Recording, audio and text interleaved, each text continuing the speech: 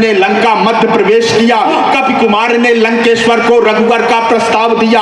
भरी सभा में लंका के हित में कुछ शुद्ध सुझाव दिया।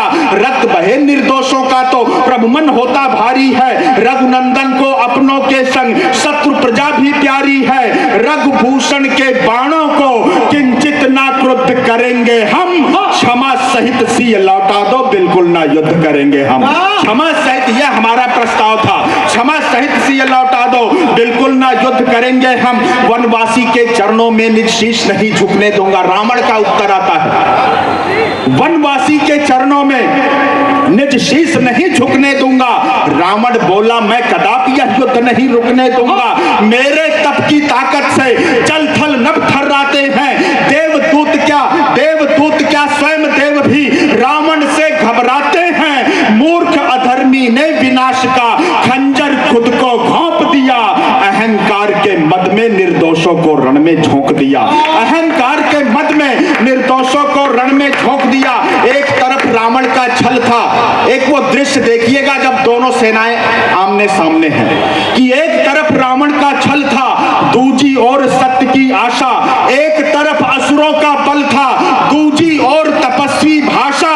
एक तरफ भगवा ध्वज था में सेना थी रघुराई की, और दूसरी ओर खड़ी थी केवल भीड़ बुराई की। और दूसरी ओर खड़ी थी केवल भीड़ बुराई की। कि बजा बिगुल फिर शंखर ध्वज से क्रोध की ज्वाला फूट पड़ी। युद्ध भूमि का अंतिम दृश्य आपके बीच रखता हूं और आपकी आकाश भर तालियों के बीच विदा चाहूंगा। कि बजा बिगुल फिर शंखर ध्वज से क्रोध की ज्वाला फूट पड़ी। विद्युत गति से वानर सेना दैत्य दलों पर टूट पड़ी थे। बैरी दल की आंखों के आगे दिन में ही तारे थे। गूंज उठी थी दसों दिशाएं शस्त्रों की टंकारों से। कोई असुर तीर से मरता, कोई अश्व के वारों से। ध्वनि गति से तलवारें आकर आपस में टकराती थी। शोणित की धाराएं जाकर सागर में मिल जाती थी। शोणित की धाराएं जाकर, से इधर के लोगों की भी तालियां उठे कि शोणित की धाराएं जाकर सागर में मिल जाती थी। मृत्यु वरण कर चुके युद्ध में प्रमुख वीर जब सारे। रावण आया सोने का रथ लेकर सिंधु किनारे। भड़क रही थी अग्नि हृदय में रावण के प्रतिशोध की। टूट चुकी थी सब सीमाएं लंकेश्वर के क्रोध की। निज करतल पर पर्वत लेकर लंकेश्वर चल सकता है। दशकंधर की वानर सेना के लोहू से अपनी प्यास बुझाऊंगा। वानर सेना के लोहू से अपनी प्यास बुझाऊंगा।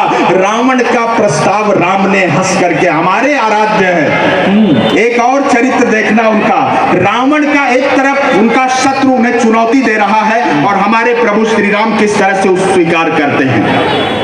कि रावण का प्रस्ताव राम ने हंस करके स्वीकार किया। शांत भाव में ओज भरा, फिर शब्दों का प्रतिकार किया। जीत सत्य की हो सत्य। मैं शब्दों पर ध्यान चाहता हूं कि रावण का प्रस्ताव राम ने हंस करके स्वीकार किया। शांत भाव में ओज भरा, फिर शब्दों का प्रतिकार किया। जीत सत्य की हो असत्य भूमि में खोएगी। पूरी लंका सांद दीप प्रज्वलन हेतु भी रोएगी। पूरी लंका सांद दीप पर उसका दंभ विदीर्ण हुआ। ब्रह्म बाण के लंकेश्वर से पापों का घट फूट गया। प्रभु के हाथों अहंकार का पर्वत तिल तिल टूट गया। गर्ज दीर्ण हुआ। दिगंत में लंका पति का सारा वैभव क्षीण हुआ। लंकेश्वर ने प्राण त्यागते हुए राम का नाम लिया। लंकेश्वर ने प्राण त्यागते किया। देवों ने भी बहुत बहुत धन्यवाद, बहुत बहुत आभार। जय श्री राम। एक बार मेरे साथ बोलिए, सीता जय श्री राम, जय श्री राम, जय श्री राम, जय भारत, जय नेपाल। बहुत बहुत धन्यवाद, बहुत बहुत। लगता है कि कुछ रह गया। आप लोगों में भी राम महंत जी तालियों का कविता में कोई महत्व हुए। सामने जो जजमान बैठा होता है उसे मंत्र पढ़ने नहीं आते, किंतु जब पंडित जी मंत्र संपूर्ण करने लगते हैं तो एक स्वाहा बोलते ही वो स्वयं उस मंत्र में सन्निहित हो जाता है। स्नेह दीजिए, स्वाहा बोल दीजिए, कुछ भी कहें, इस सब का एक ही मतलब है कि आप लोगों को तालियां बजानी है। क्योंकि कवि सम्मेलन द्विपक्षीय वार्ता चाहे हैं तैयारियों के साथ, हम गर्दनों के साथ और वो आरियों के साथ। आप लोग अपनी आरियां संभाल कर बैठे, हम अपनी अपनी गर्दनें लेकर आपके बीच हैं, जो आपको कुछ ऐसा सुनाएंगी, आपको महसूस हो दृष्टि पड़ी होगी जिस पर ना तुलसी की दृष्टि पड़ी होगी। अयोध्या की सीधी सादी महिलाएं ऐसे ही बात करती होंगी। बहुत स्वागत हो सकता है ये मिथिला वालों को बताने। इंच की स्क्रीन में कैद होकर रह जाते हैं। छोड़ दीजिए थोड़ी देर, सामने भगवान राम खड़े होंगे और आप मोबाइल देख रहे होंगे। तो समझ लीजिए कि गंगा के किनारे खड़े होकर आप लोग गंगा की फोटो खींच रहे हैं। अरे छोड़िए फोटो को, जाते हैं। ये गंगा की धारा आई है, कविता की धारा आपके द्वार पर। ये जोरदार तालियों के बीच सौंपता हूं आदरणीय सुब्रत। जय जय सिया राम।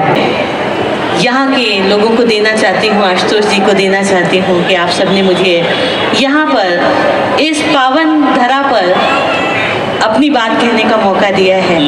आइए मैं चार पंक्तियों से बात प्रारंभ करने की कोशिश करती हूँ।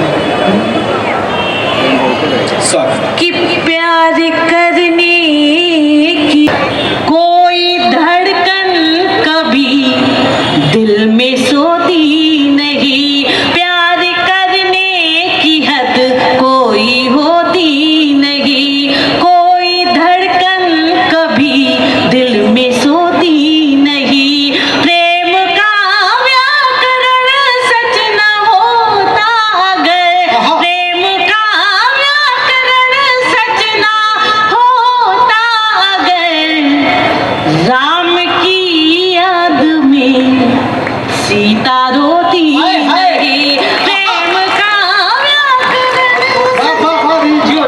प्रेम का व्याकरण सच न होता अगर, राम की याद में सीता रोती नहीं, राम की याद में सीता रोती नहीं। मैं आज इस पावन मंदिर के प्रांगण में खड़ी हुई हूँ।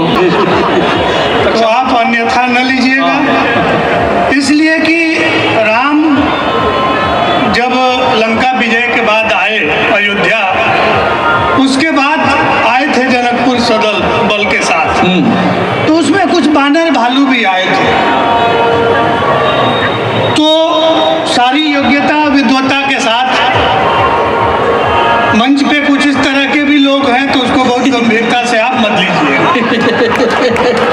हंसने की बात हो तो आप ये समझ लीजिए कि ये गढ़ है। गंगा की बात कर रहे थे हमारे गुरुजी ने, एक बहुत अच्छी बात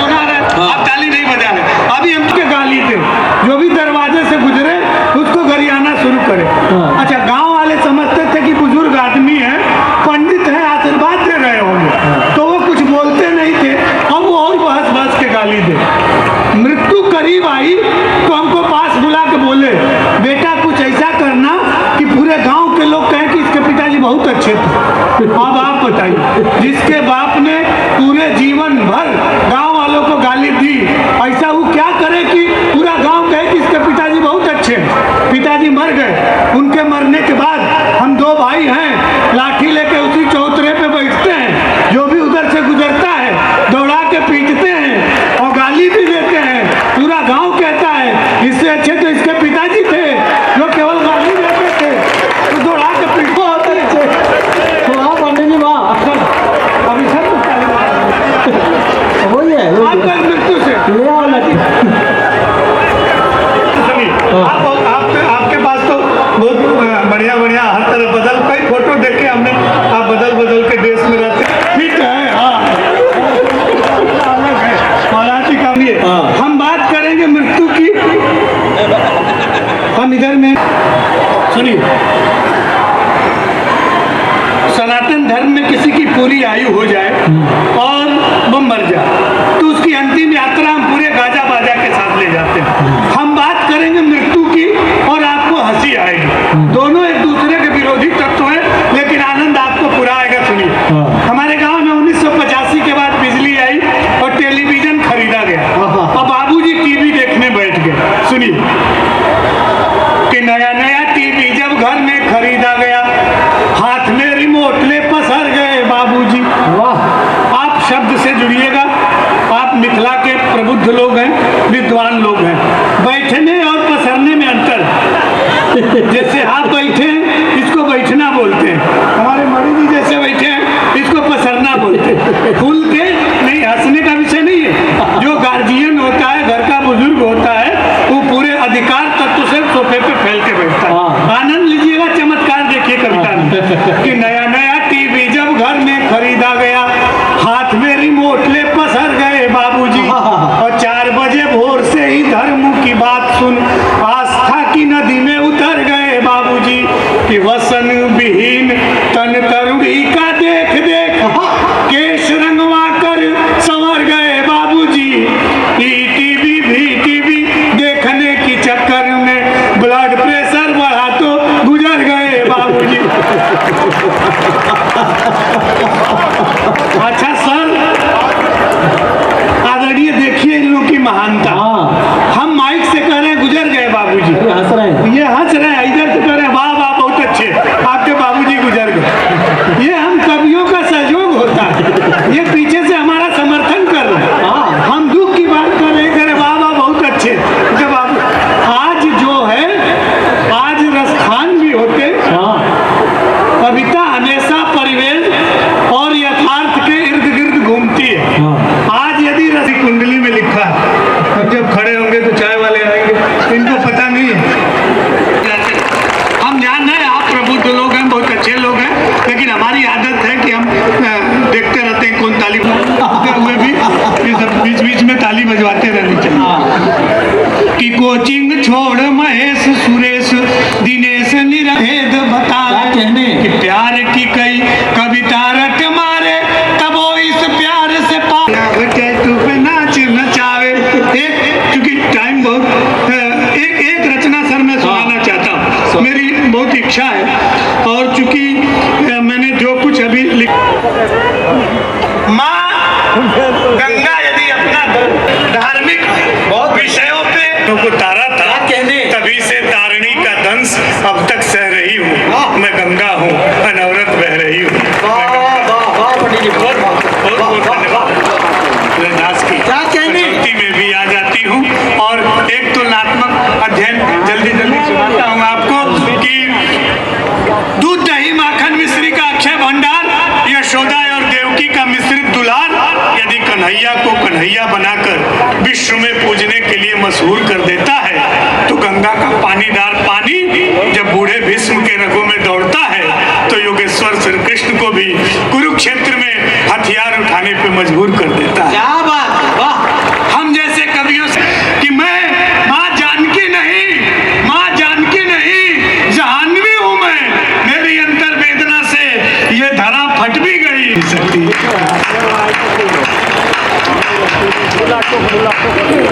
एक बार दोनों हाथ ऊपर उठाकर जोरदार तालियां आदरणीय डॉक्टर अनिल चौबे जी के लिए बजाइए।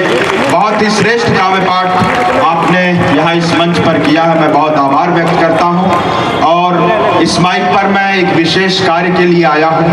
आज के हमारे इस कवि सम्मेलन का अब तक जिन्होंने बहुत खूबसूरत संचालन किया है, दिल्ली से हमारे मध्य आदरणीय श्री चिराग जैन जी उपस्थित हैं। उन्हें काव्य पाठ करना, उनके पश्चात इतने गिरे कि पट गई धरती।